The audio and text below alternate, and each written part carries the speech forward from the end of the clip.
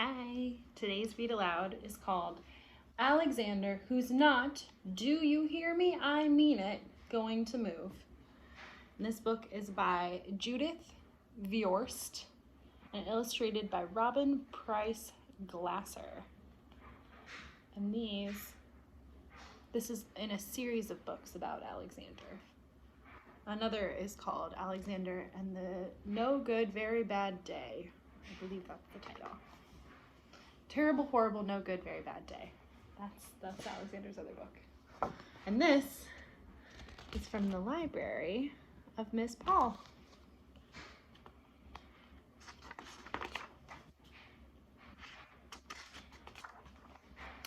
They can't make me pack my baseball mitt or my I Love Dinosaur sweatshirt or my cowboy boots. They can't make me pack my ice skates, my jeans with 8 zippers, my compass, my radio, or my stuffed pig. My dad is packing. My mom is packing. My brothers Nick and Anthony are packing. I'm not packing.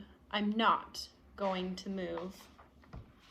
I think in this case he means moving from one house to another house. My dad says we have to move to where his new job is. That job is 1,000 miles away. My mom says we have to move to where our new house is. That house is 1,000 miles away. Right next door to the new house, there's a boy who's Anthony's age. Down the street, there's a boy the same age as Nick. There's no one next door or down the street, or maybe for 1,000 miles, who is my age. I'm not, do you hear me? I'm not going to move.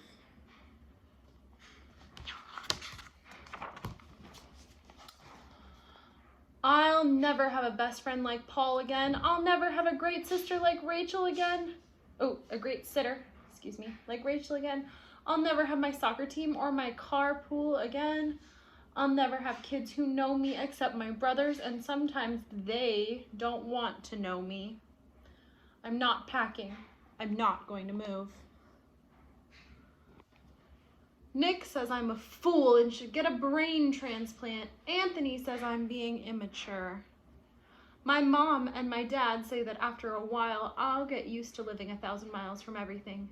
Never, not ever, no way, N-O.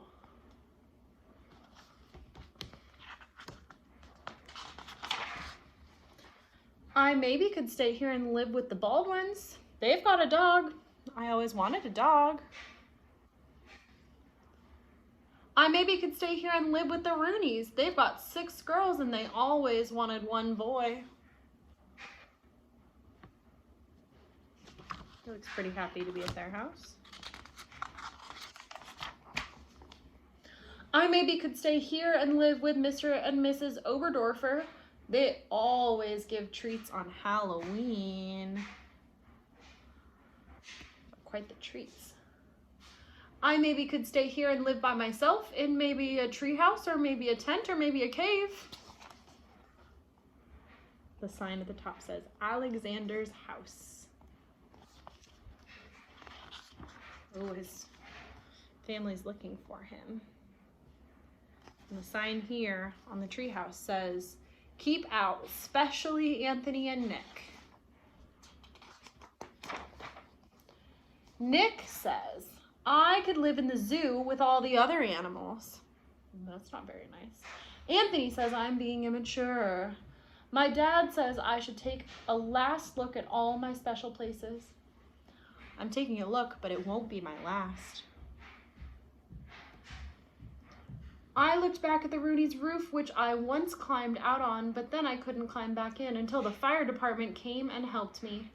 I looked at Pearson's drugstore, where they once said my mom had to pay them $80 when I threw a ball in the air that I almost caught. What happened when he almost caught that ball? I looked at the lot next to Albert's house where I once and for all learned to tell which was poison ivy. And I looked at my school where even Miss Noop, the teacher I once spilled the goldfish bowl on, said that she'd miss me.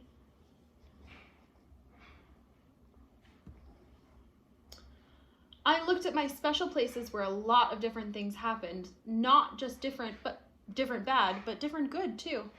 Like winning that sack race, like finding that flashlight, like spitting farther than Jack 3 times in a row.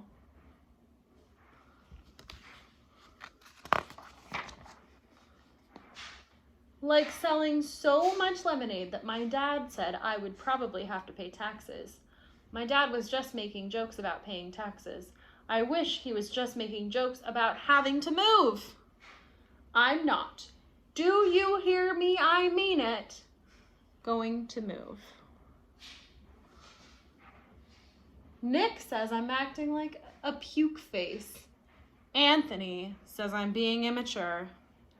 My mom says to say a last goodbye to all my special people. I'm saying goodbye, but it won't be my last. There he is at the toy store. It says toys.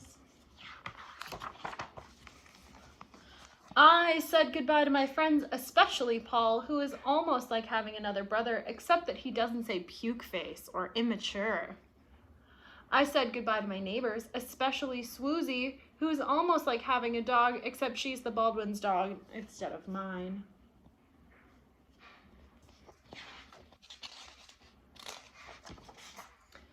I said goodbye to Rachel, who taught me to stand on my head and whistle with 2 fingers, but she says don't try to do both at the same time. I said goodbye to Seymour the cleaners, who, even if it's gum wrapper or an old tooth, always saves me stuff that I leave in my pocket. I said a lot of goodbyes to a lot of people and got a lot of hugs and kisses, enough hugs and kisses to last for a person's whole life. I said a lot of goodbyes, except I'm staying right here. I'm not going to move. It's wiping off all those kisses.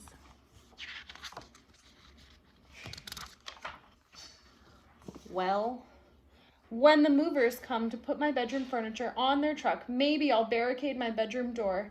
When my dad wants to tie my bicycle to the roof rack on top of the station wagon, maybe I'll lock up my bike and bury the key. When my mom says, finish packing up, it's time for us to get going, maybe she'll look around and she won't see me. I know places to hide where they'll never find me.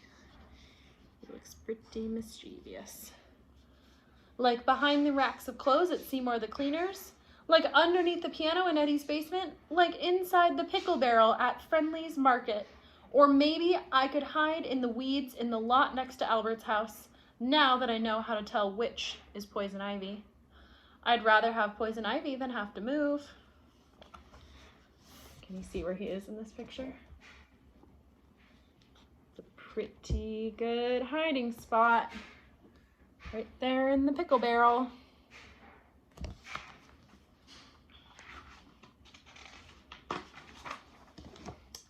My dad says it might take a while, but I'll find a new soccer team. And he says it might take a while, but I'll find boys my age.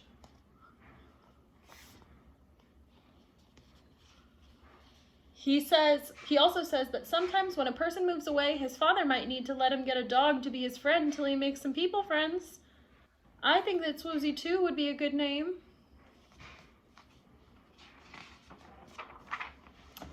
My mom says it might take a while, but we'll find a great sitter. She says it might take a while, but we'll find a cleaners who even saves gum wrappers and old teeth. She also says that sometimes when a person moves away, his mother might let him call his best friends long distance. I already know the telephone number by heart. Paul gave me a baseball cap. Rachel gave me a backpack that glows in the dark. Mr. and Mrs. Oberdorfer gave us treats to eat for 1,000 miles. Nick says if I'm lonesome in my new room all by myself, he might let me sleep with him for a little while.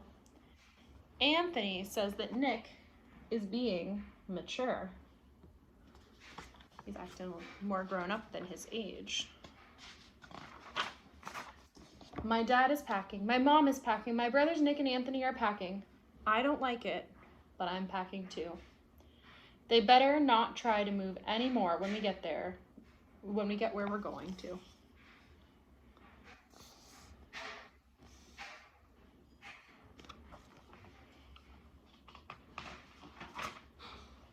because this is the last time I'll do it. The next time, they won't make me do it. Never, not ever, no way, N-O. I'm not. Do you hear me? I mean it. Going to move. We checked on this box. Alexander's new room. And that is the end of this story.